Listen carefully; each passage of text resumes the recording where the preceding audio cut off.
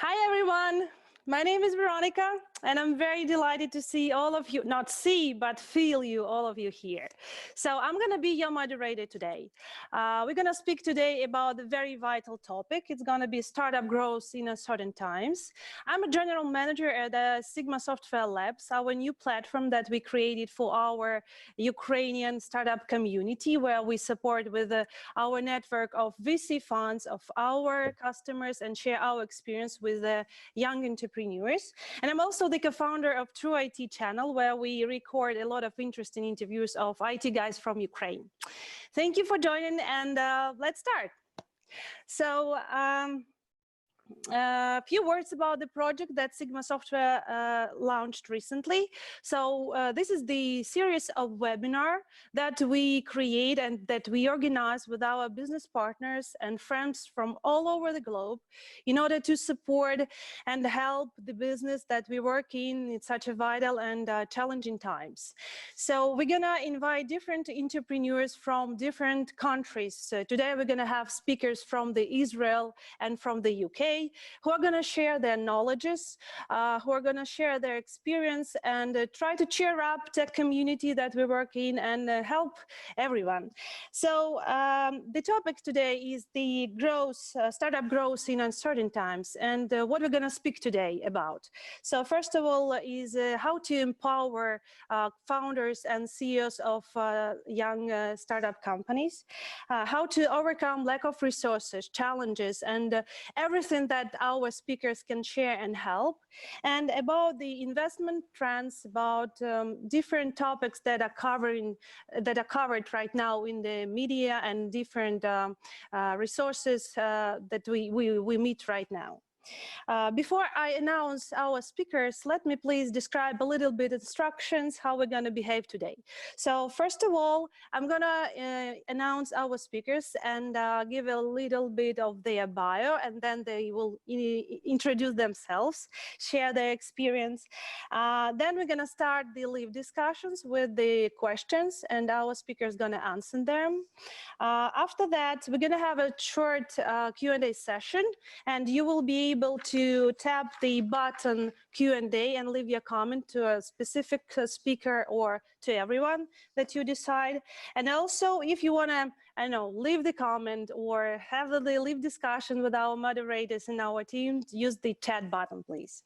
And during the conversation and live discussion, we're going to have several polls. So please be active. Please respond to our questions, because it's very important for us to see your involvement, see how do you track the conversation, and your feedback and your impact on that is really, really interesting. So after the conversation, we're going to have like a short discussion with our speakers and choose the best question, and the winner is going to be rewarded with the prize, the two-live session with one of Sigma Software experts, either from technical or business world. Okay, so I would like to start and introduce you to one of our first speakers, and it's Keinan. Benny is a VP of R&D, and we actually used to work with Benny in a previous project. I hope he will mention that today. Benny, we met during the project Auth, which is the brand that was created after the merge of several companies, Aol, Yahoo, and other small companies, and get the title Auth. Now it's Verizon Media brand. Also, Benny led the R&D team for a multinational giant Mercury, acquired by Hewlett-Packard Company for $4.5 billion, and also has a tremendous experience of 15 years of leading and managing different distributed teams all over the globe, with a size of more than 200 people. I never understood how he did that, but hope he will share this experience right now. And our second speaker. So second speaker is Jon Mundy. So Jon is co-founder of growth agency Kiln, the UK. Jon and his company are co-organizers of our webinar today. And when it comes to a digital product launch, so Jon is a go-to expert. He builds working strategies, helps raises money, and guides startups to a successful and quick exits. Jon's entrepreneurial spirit helps to scale up the edtech platform Zap360 and brought it to a successful exit. In 5 years after product launch, it was acquired by A4 Media, which is Altice brand. And Jon will be glad to share his story as well as his experience and all topics that is going to be interesting for our audience today. So, Benny, can you please add some words about yourself in order that our participant can see you, please? Yeah, sure. So first, great to be here. It's been kind of a great ride with Sigma during the last few years. So a little bit about myself, running in R&D teams on different sizes, starting from small teams of 5 to 10 people, all the way to, as Monica mentioned, a global team of 200 people across the globe.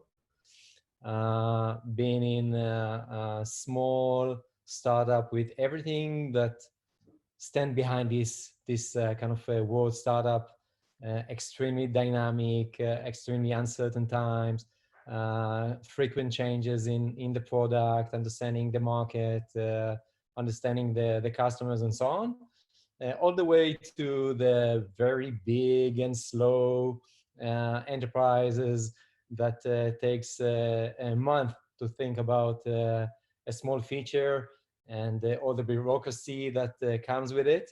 So I kind of enjoyed and suffered from each one of those kind of different kinds of companies. The good thing is that you learn anything, something new from any kind of experience. So the good and the bad. So it's a good thing. And now I'm working in a company named Venn. This is a startup company around the neighborhood and urban communities. Pretty cool one, very different from things that I did in the past. A lot of impact on the people that we are working with and in the communities that we are kind of trying to build. Very, very different, a product with a lot of social impact. And in these times, we see what we are doing in a very different way and see how our product kind of make life much easier and kind of create the kind of the social bonding that is so missing now between people in our communities. So it's a very interesting experience to be in this specific crisis in this kind of company. So I assume that we'll talk more about things later on. Thank you for being with us today. Thank you, Benny. Yeah, it was definitely so. So, Jon, would you please also share your information about yourself? Jon? Hi, can you hear me? Hi. Okay. Hi there. Hi. So yeah, I'm Jon Mundy. I've worked with Sigma in my previous company. You mentioned Zap360, which we launched in 2013 and exited in 2018. And pretty much worked with you guys as our exclusive platform and tech development partner for the whole process. My background is in advertising tech and advertising media sales for the last 20-something years. And I've been involved in several startup projects over those times. Most notably Zap360, but a number of other smaller and interesting projects alongside that. Since leaving Zap, since we exited Zap in 2018, I've been working with a good friend of mine, Ben Williams, who I co-founded Kiln with, which we launched last year. And we work with startup and businesses in the media and tech space to help them build and grow. So not just commercial strategy, but also helping them devise investment strategy and raise investment, and then going on from that and actually going on to build them into successful businesses. We've got a couple of interesting projects under our belt around the community and audio space, and we're moving forward quite a lot over the course of the next year. Things are interesting at the moment in terms of the impact of the current situation. Actually, in terms of its effect on us at the moment, things seem to be coming along quite nicely without having too much impact apart from the obvious. Everyone will remember a lot of the businesses we work with are at a fairly early stage and are pre-revenue. So we're quietly confident things are very steady at the moment. Okay, thank you. Thank you very much, John. So guys, I'm really excited to hear the both experience that you have in the enterprise world, in the startup. So let's start the discussion and see how we can track that. Okay, so Benny, my question would be to you first. So your company last year raised about $40 million in round A. And it's very interesting to hear from that kind of company, what kind of reflection do you have on the situation right now? And maybe any kind of messages do you hear from your investment funds that like directions or messages, how to use money, how to, I don't know, how to operate them? Can you share some of that information with us? Sure. So in theory, after raising $40 million, probably we shouldn't have any problems, but this is not the case. When you think about raising such an enormous amount of money and what's the best thing to do, it's kind of debate between short-term versus long-term, between what you know for certain versus things that you don't really know. When this crisis started, it started actually on China, and it was something like it's going to be only there, and we are not going to be impacted. But reality was that things started to shift and impact all markets all over the globe. And at that point, we got to the conclusion that we don't really know what's going to happen, how it's going to impact our business, how fast, how long it's going to be. And then when we started the year, our focus was on growth. We thought about how we can use 2020 as the year of growth to get to as many markets as we can, to increase our community size as much as we can. That was our focus. But to do that, that required a lot of capital in order to invest in the different areas. Since this crisis started, we saw that what we're doing is actually renting or owning apartments and leasing it to people and so on. And one of the things that we saw is that people are not looking for apartments. Not only that, people that were already living in our apartments lost their job. As a result of that, they were not able to pay rent. So they decided to left the apartment and move back to their parents or stuff like that. So we figured that if we're going to kind of keep our eyes closed and focus on what we wanted to do, which is growth, things are not going to end up pretty good for us. So we kind of stopped for a few weeks and tried to figure out, okay, what's the best thing we can do? And one of the things that we decided early on, and this is something that also arrived from our investors, was, guys, you need to think about how you can keep the money for at least 2 years. Don't plan on spending everything in a single year, because we don't know how long this crisis will last. And more than that, we don't know how long the impact of this crisis will last, which is something that is completely different from how long the crisis itself will be. And we changed completely all our plans. We changed our budget in order to last for, instead of 1 year to 2 years. We changed our focus because we said that we won't be able to focus on growth because we don't have the people to actually come. So let's change the focus and put it on building a better product, invest it in things that are more for retention of our members as opposed to acquisition of new members. So it's a 180-degree shift on what we wanted to do in 2020. As part of that, we also had to cut some of our costs. So we needed to say goodbye to dear colleagues that worked with us, but due to the situation, they had nothing real to do. If you don't have any apartment to rent, you don't need salespersons to rent them. So some of the positions were kind of cut. So it's starting from, hold on, think what you're trying to do, think what is the climate, understand what you can do and how you can utilize both time, energy, resources, and so on, in order to make this a period that you can look back and say, okay, we didn't lose time, we used the time to provide different value compared to what we kind of anticipated in the beginning due to the changes. Got it. Got it. Thank you very much. Thank you.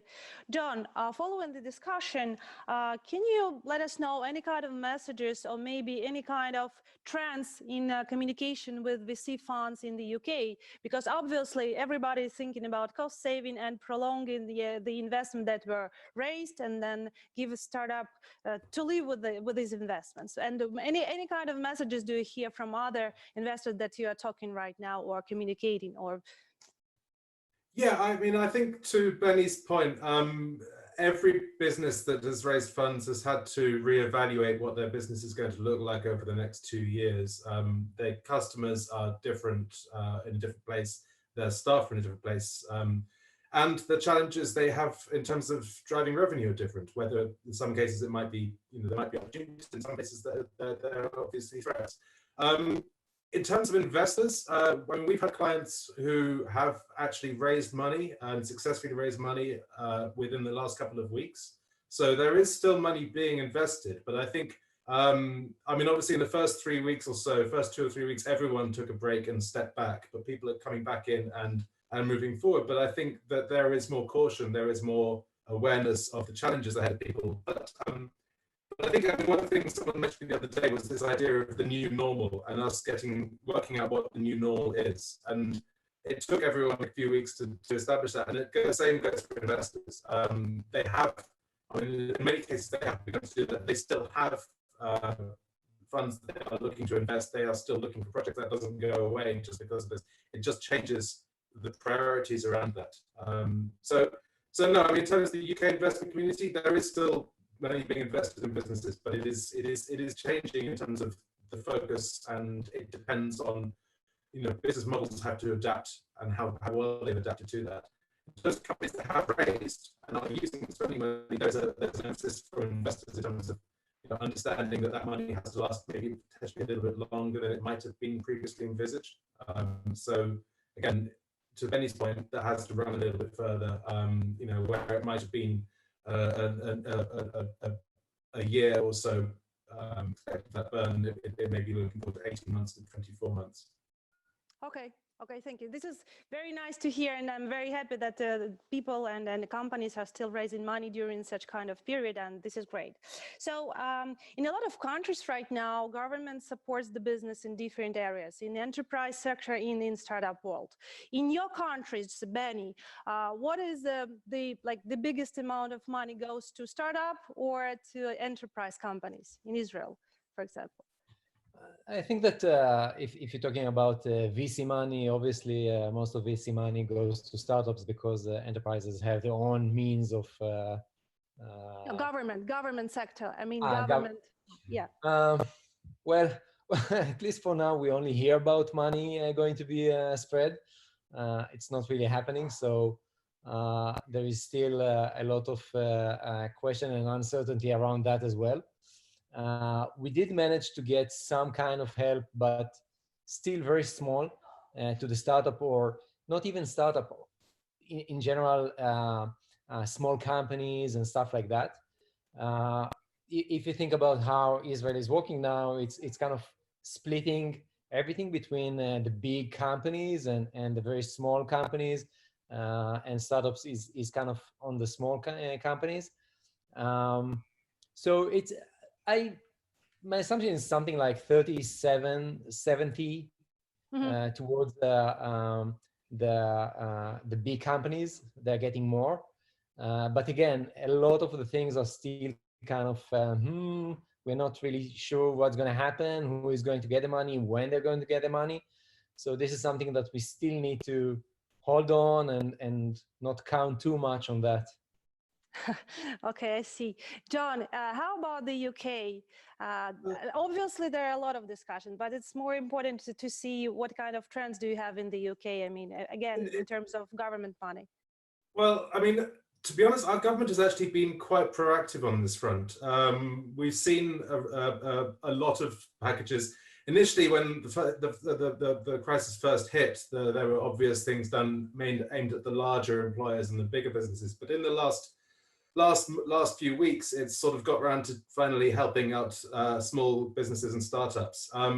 And actually, about a week ago, the government announced a package over £1.25 billion for firms. They call it for firms driving innovation, so investment in high growth firms that are impacted by coronavirus, and grants and loans for R&D focused SMEs. So there's some quite interesting funding being proffered towards small businesses and startups at the moment by the government. I think the UK, to its credit, and I've never been a fan of this particular government, but to its credit, I think this government is doing an awful lot to help small businesses and startups, or certainly is saying so. How quickly that money actually turns into, cash in bank accounts is up for debate. It takes a long time for these processes to go through, but I think at the moment we are probably at the better side of this in terms of countries globally that are handling this crisis. Okay. Thank you. Thank you very much. I would like to show one of the survey that we have recently found. Guys, can you please show it on the screen? So we recently found a very interesting survey made by Startup Genome community. And in particular, a couple of slides that I would like to share with you. So one of that is changing revenue since the beginning of the crisis. And you might see that the biggest part of the companies experienced down to from 1 to 20%. Another information which was very interesting to me, please move to the next slide. So runway cash months left. What does it mean, runway cash? It means how much money does the company have in order to operate in a normal way. So from 1 up to 3 months, so the biggest part of the companies. And how has the funding process gone since? So in the biggest part, the process has slowed down. And the last one is that about 74% of startups have had to terminate full-time employees, and we're going to come over. The survey was made among companies on Series A and B, and there were about 1,000 respondents on that. John, would you like to comment on that survey in terms of, again, in the perspective of the UK market right now? I think, it's interesting. There's obviously that 75% of companies, or 74% of companies actually laying off staff. I don't know how much that's the case in the UK. I think, obviously people have had to cut costs, but we've had a reasonably good level of support from the government to help things like furloughing employees, so that the government now pays 80% of an employee's salary up to £2,500 a month, which means that they can, the businesses can actually just, if they've got non-essential staff that they don't need now, but they may want them back when the things pick up again, they'll do that.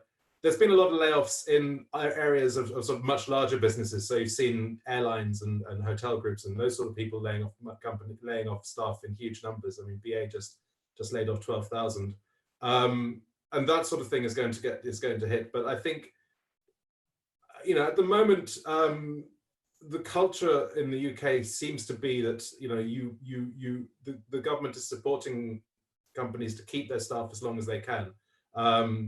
How long that's going to last kind of depends on how long this crisis lasts. If this crisis goes on for 2 years, then that's going to become a very different story to if it just lasts, if it's 3 to 6 months before people go back. So yeah, that number seems very high from my experience in the UK of 75% of companies laying off staff. Okay, thank you very much. So as Benny mentioned before, so we have a poll right now, guys. If you can please vote for the suggested replies. So Benny, my question would be to you right now. So you mentioned that so your investors asked you to operate the money at least for 2 years, not earlier than that, right?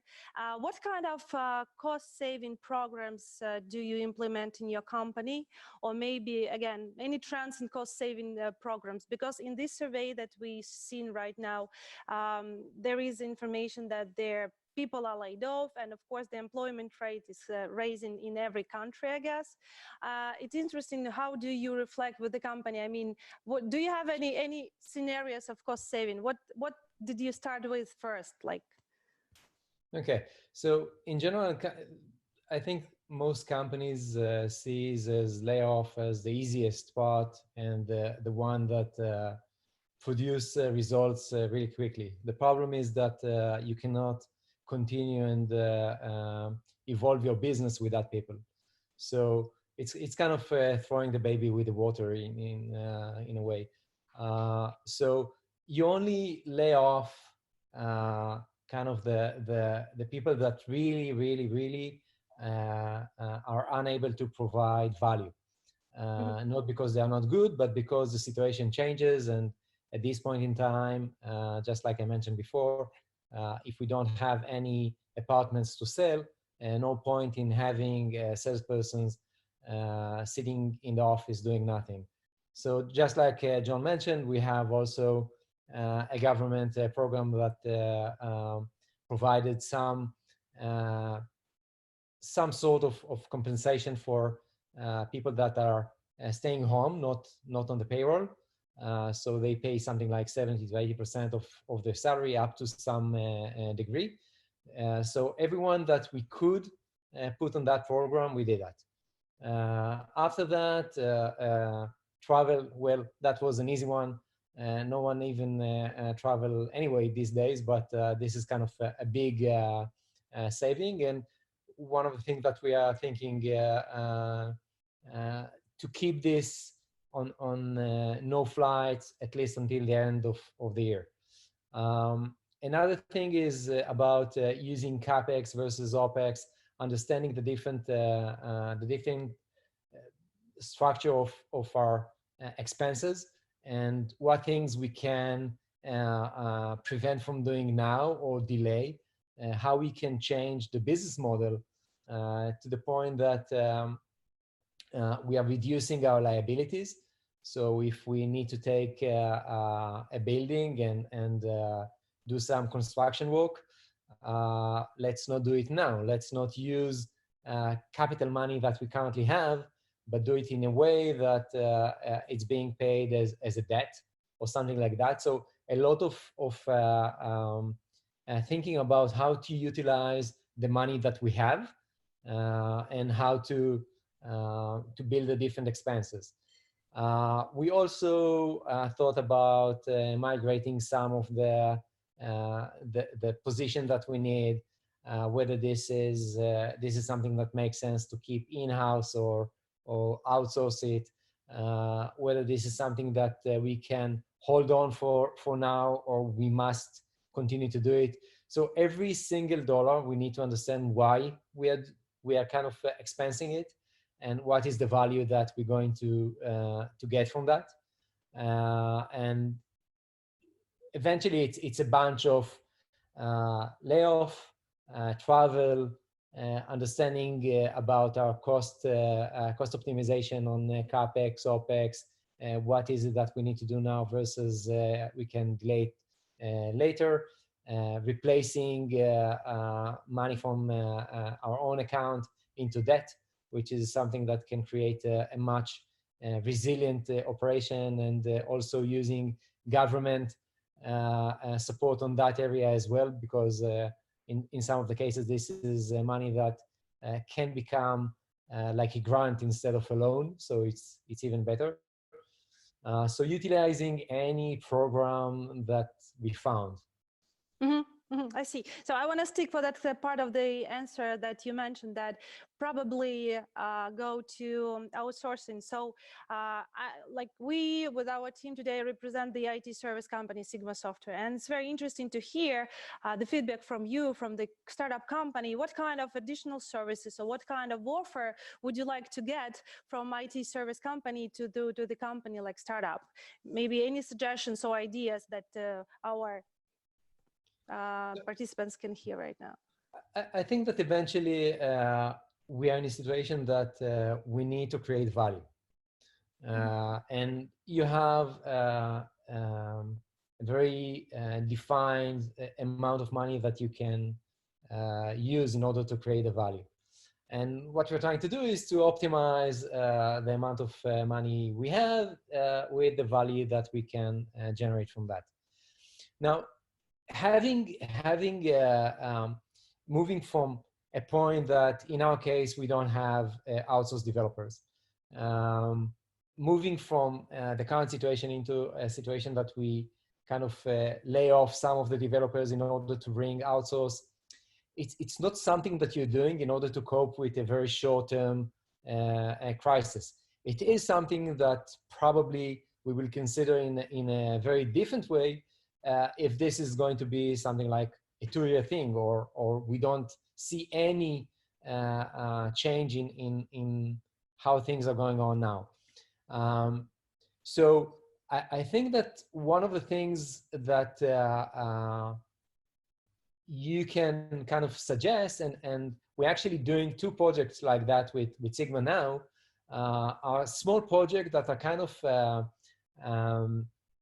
isolated from the main product. So you can add people into it very quickly, and you don't have to waste a lot of time on how to integrate between the different teams and change in a significant way the way of working and stuff like that. So I think this is something that like micro projects or turnkey projects, which is something that the company itself can understand exactly how much it's going to cost and what is the end result. Once you're getting into a type of project that you're paying for time and you don't really know how to calculate that and what will be the overall cost, it's really hard for a company to get into that situation at these times.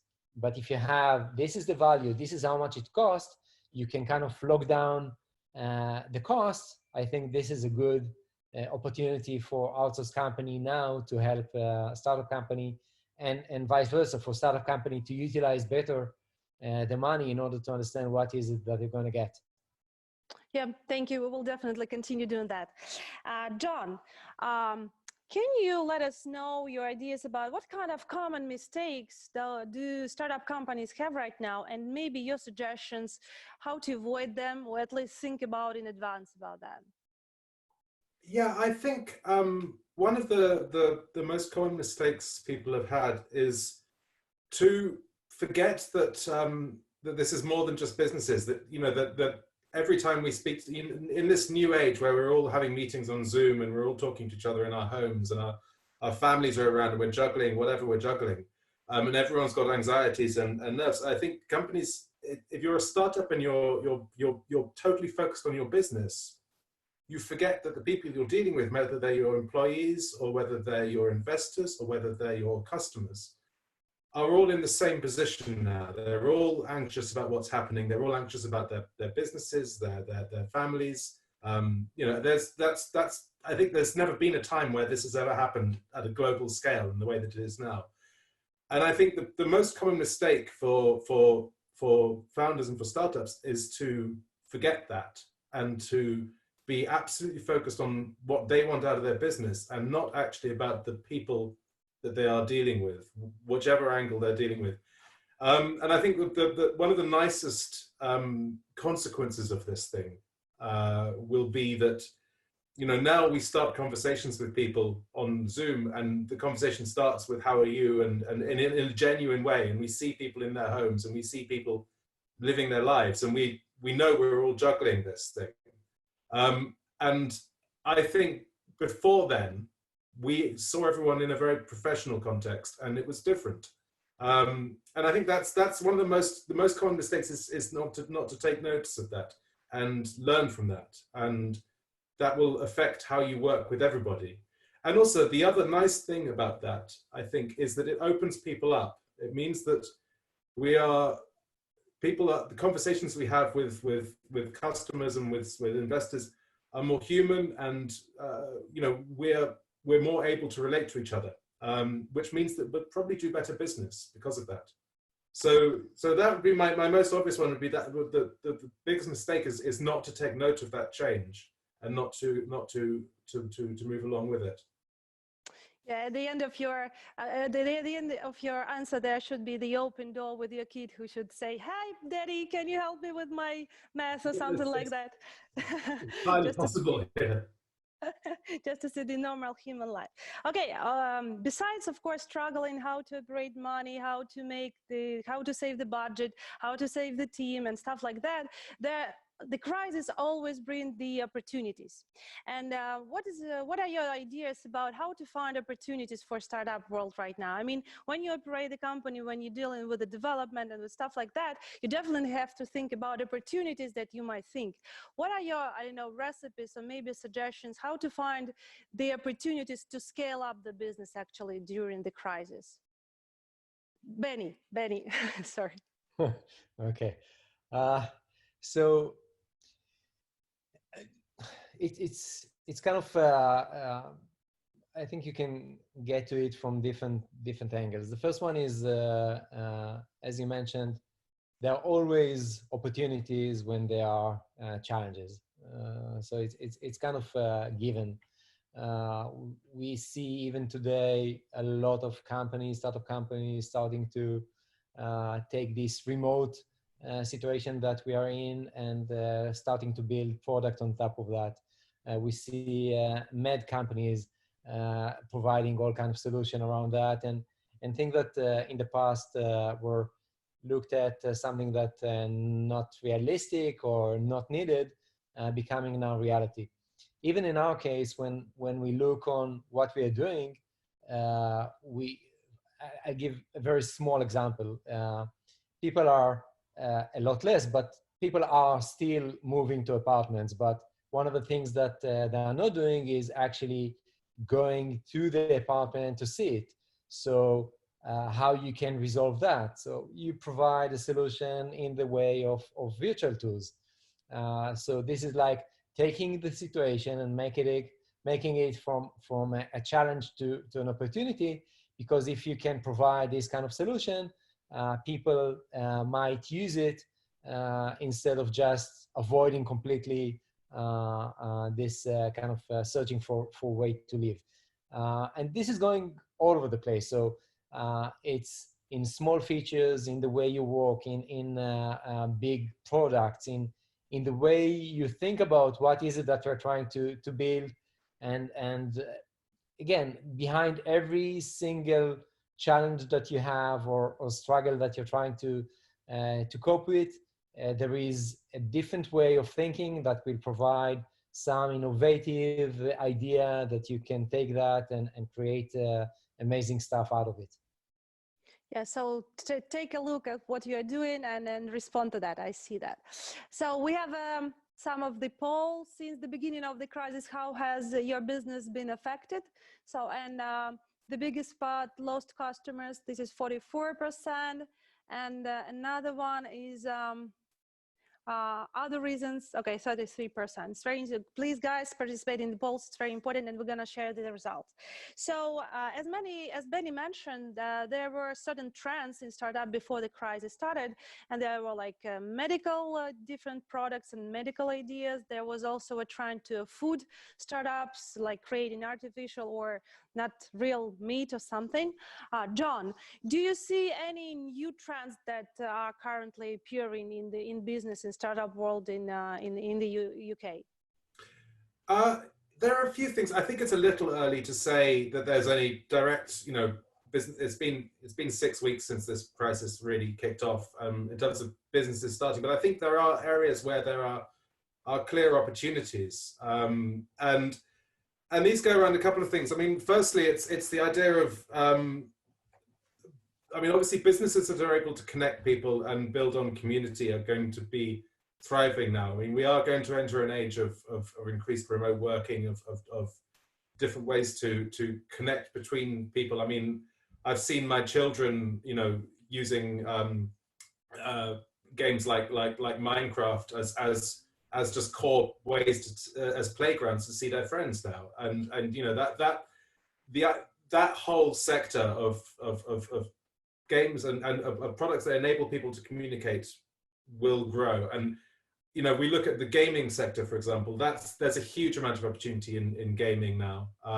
Gaming was always huge anyway, but this just highlights its ability to bring people together and to engage people. And what's really interesting is you're seeing brands engaging with gaming in a way that they didn't necessarily before. I mean, Nintendo launched Animal Crossing in the middle of this crisis, and you're seeing museums experimenting with it and playing around with it and putting their products or their exhibitions into Animal Crossing. You're seeing all sorts of things happening with games and game platforms which are not just about the old cliched usage of gaming. So I think that's very interesting. And the thing that ties these things together is that idea of community and the idea of connecting people, whether you're connecting people to each other or you're connecting people to the brands or products or services they love, just in a different way, in a way that they can do at home or wherever they are, and they can escape from, you know, the reality of being trapped in your house. But you know, I think that's very interesting, and I think that's going to be a significant shift. Thank you. So, and the whole world like stuck at home for about 2 months right now, right? And every day you start your business day with like syncing up with your team in Zoom or whatever, and you start asking, how are you today and what you're doing and other things. So, Benny, what are the techniques and what are the ideas that you implement with your team? I mean, when you start that doing like, hi guys, how are you today and stuff like that, but in 2 months, probably this question might be a little bit boring now, right? What kind of ideas do you implement with the team to cheer them up, to motivate them to work, to have ideas, to brainstorm and things like that? So when we are now on week 7, I think, for working from home, and when we worked in the office, we used to have kind of the people that are coming in the morning, have the morning chat, drinking coffee together and so on. And the same went with after lunch, creating this kind of off-work discussions and mingling and so on. So one of the things that I started to do, I think it was in the first week, we have 2 sessions, one in the morning, one after lunch. We call it coffee break. It's 15 minutes, Zoom meeting. All the companies kind of invited, but we started in the R&D, which people, it's not mandatory. So every time there are different people joining this meeting, and we are actually talking about everything beside work. How things are going, what did you do yesterday, what kind of things you learned, a nice TV show, what have you cooked, and stuff like that. So this is one thing that I think creates some kind of social activity that is really missing for people today. And it's funny how there is kind of on specific days, you see this specific subgroup that is meeting. On a different day, there is a completely different team that is meeting and so on. And they have their own dynamics. So this is one very small thing that we're doing. Another one is, I think, one of the kind of most critical part is the uncertainty that people have in terms of what's going to happen with me. Is it, are we good, or are we going to have more kind of layoffs and cuts from this kind or that kind? What's going to happen with us, with the country, with the world, and so on. So we are not pretending to know that we know everything, because by definition we don't know. But what we do know, and the way we're thinking about that, we're trying to create a 1% transparency between everyone. So if you have something that you're considered about, raise it and we'll provide you the answer. If we don't know, we will tell you that we don't know. So this is kind of allowing people to remove from themselves a lot of the anxiety and the uncertainty that they have, and actually creates more time for doing the work and being more focused on being innovative and bring ideas versus focused on what's going to happen with me. Also, we are trying to create all kind of projects that are outside the context of the pure work, in order to provide some other kind of interest for people and to make them feel not just by saying that, but actually doing good on other areas. We started to work on a project to connect other people that needs someone to talk to. So we had a hackathon over one of the weekends to build this platform and stuff like that. So every time we try to see how we can take things outside, how we can, we even had a board night when we kind of play board games, virtual board games. So that's also something that create some connection between people and allow them to communicate and reduce the anxiety and stuff like that. So it's a small things, the same thing that you're doing at the office, but from remote. I think that Israeli people are really suffer from this remote work, because Israeli people are very emotional. They need to be connected, and now the whole world changed to them.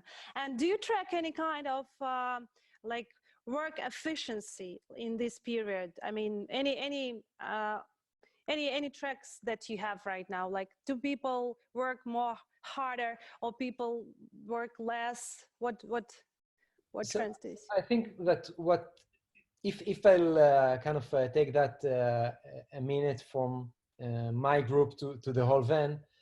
So Venn is a company that has both the R&D team, which is really used to using these kind of tools, and most of what we are doing is actually based on different solutions that working from home or working from the office is almost the same, as opposed to people from the operation side of the company that really needs to be boots on the ground, and for them to work on remote is something that is irrelevant.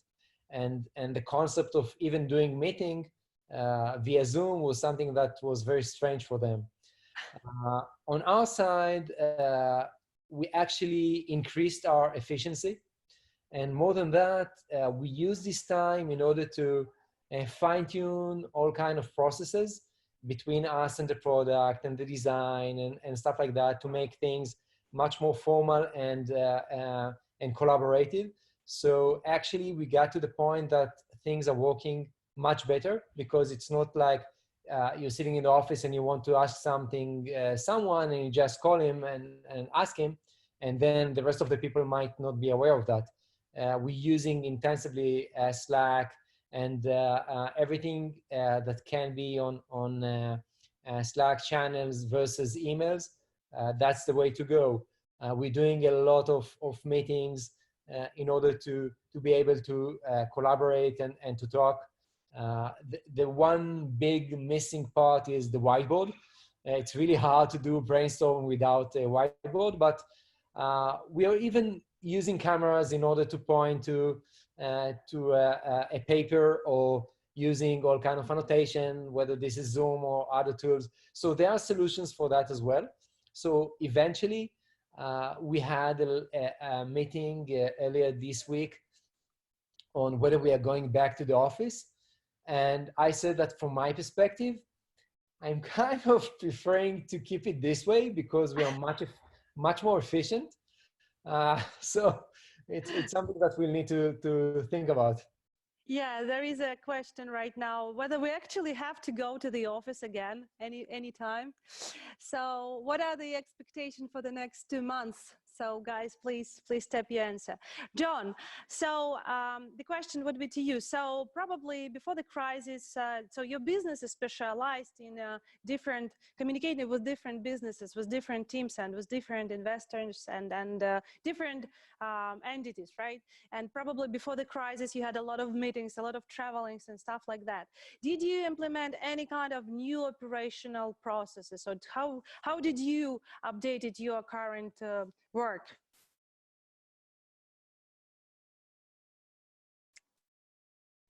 So, sorry, muted there. So yeah, it's changed in that you know, obviously we're no longer meeting people in their offices or in with startups, obviously in cafes quite a lot of the time, but you know, over coffee and having those face-to-face conversations. That has changed, and you know, we now resort to using a crazy amount of conversations on Zoom. Businesses that we're working with directly, we already were using things like Slack anyway. We already were working remotely with a lot of them anyway, because that's the nature of the kind of businesses we're working with. They're small teams that are, you know, often got other things going on. They've got other jobs they're holding down, and they're working on full-time jobs as well as building out a startup project. So we're kind of used to that process. You know, I'm not quite in the position of Benny where we're dealing with, you know, large teams that have particular dynamics. It's always a small group, small meetings with 2 or 3 other people. Yeah, I mean, I think there's definitely an impact in terms of, from my perspective, as someone who's constantly having to go out and look for new business. You know, the way you network, the way you find new business has changed. Funnily enough, it's actually, in a way, it's changed for the good, because I find, you know, there are events like this and various webinars and events that might previously have been, you know, expensive events to attend are being run for free as digital or virtual events. And often you get a chance to speak to or get involved with conversations where you know, you wouldn't necessarily have that opportunity quite so much when you're actually doing face-to-face events. So there's an efficiency and there's a straightforwardness that you get from these virtual events and this shift towards a virtual event, which actually is a little bit better. But saying that, you know, I think we all miss meeting up with colleagues and friends and going to the pub. I mean, in London we go to the pub a lot, and we're not going to the pub anymore. And I think there's a feeling that you know, that social element has changed. But again, it's, you know, it's evolving. We have, you know, large groups, agency, you know, traditionally in London, Thursday afternoon, quite a lot of people would be, you know, in the pub. Now there are Thursday afternoon virtual pub events where, you know, agencies and groups invite their clients and their friends and everyone to come together onto a Zoom chat. It's often totally chaotic, but you know, there is a sort of gradual evolution. I think people will be very happy to get back into some of the old routines, but I think that from my perspective, in terms of running my business, we've benefited to a degree, because approaching people is more straightforward. People are more approachable now, maybe, than they were before. People take phone calls and take Zoom calls and engage with you in a way that they didn't necessarily when they were expecting to do face-to-face meetings. And I think that's going to change things going forward. Yeah, people became more approachable. I mean, you can say that you are currently in the aircraft and you can speak right now. Right. And you were very sad when you mentioned that people in London do not visit pubs right now. And I'm very sorry for that, for you. So, and probably we're gonna have a new poll. So what are your expectations for the next months? And the biggest part, none of the above mentioned, or I will have to terminate more employees. That was the second in a row. So guys, I think that we're gonna move for the questions. My last questions to Jon. Do you have any new services or any new offers that you add to your company portfolio services that you have? Like any new things that you add for your services in the list? to the other companies? I think one thing we've been doing a little bit more of, or certainly having conversations about more, is it's partly working with you guys as Sigma and with startups. People are more open to the idea of using remote teams to build product and to build MVP and develop that side of things, where they may originally have felt that we have to hire people, we have to build our own team to do this. And over the last couple of weeks, I've seen a few conversations opening up around that subject with people who have freely said prior to this, they may not have thought like that. So I think that's interesting from my perspective. And I think, you know, in terms of the rest of it, you know, the business strategy and that side of things, people are asking for advice more. I think there's more of an atmosphere of people wanting to get a little bit more external advice, and everyone feels a little bit that they're in uncharted waters. So I think there's a little bit more of that. So from my perspective, that's a good thing. It's opening up a few doors for me. Okay, thank you very much. Thank you for this answer. Benny, maybe your final words regarding the speeches and topics that you cover, maybe strategical ideas from Venn or from your team, or any inspiration things that you can share with us today. I think before we start the Q&A session. Cool. I think that from kind of experiencing 3 crises in the past, I think the most important part is transparency with the people that you work with. We really don't know how things will happen. Each one of us has its own kind of thoughts on what is the right thing to do or not. And especially as manager or co-founders or in leading positions, you can't take everything on yourself, and you can't shield it from the people working with you. People are looking for answers from you. People are looking at you, how you behave, what you're saying, what you're not saying. And I think that kind of opening the cards with the team and being as open as possible and honest as possible, this is the key to have the team as a team go together through this crisis and make it to the other side as a team, and not just as a company of a single person, just because everyone were either laid off or they just left because they didn't see anything on the leadership. Thank you. Thank you. This is really inspirational.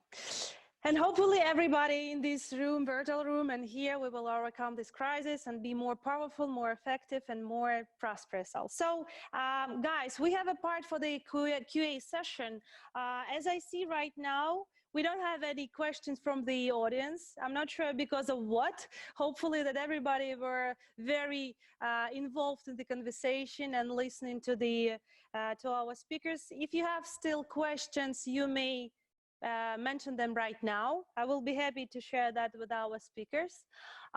Moreover, you're going to have a super prize from our team, from Sigma Software. We're going to share the session with our technical experts or business experts, so I will be very happy about that. In any case, it was the first webinar in our first series of webinars. We are expecting a lot of more ones. The first one is going to be on 14th of May, and I will be very happy to see all of you guys. And first of all, few seconds. Any questions? I think no. Thank you. I want to say thank you words. If we got the questions after the session, afterwards, we will definitely share the answers. But I want to say thank you to Jon Just thank you for participating and sharing your experience. Thank you, Benny, for joining us today. And again, was very honest and giving your expertise in Israel and everything you do. Thank you, our team. We have like 4 people in the room right now, and they were very nervous, and that was our first time. And thank you for your attention. And after the webinar, you're going to be redirected to the feedback form, and we will greatly appreciate if you can share your feedback, what we can do better, what are things we can make much easier or anything like that. Thank you very much, guys. I was very, very much joyful about that. And see you soon on other webinars, guys. Have a good day today, and have a good weekend. Bye-bye. Thank you. Bye-bye. Bye-bye.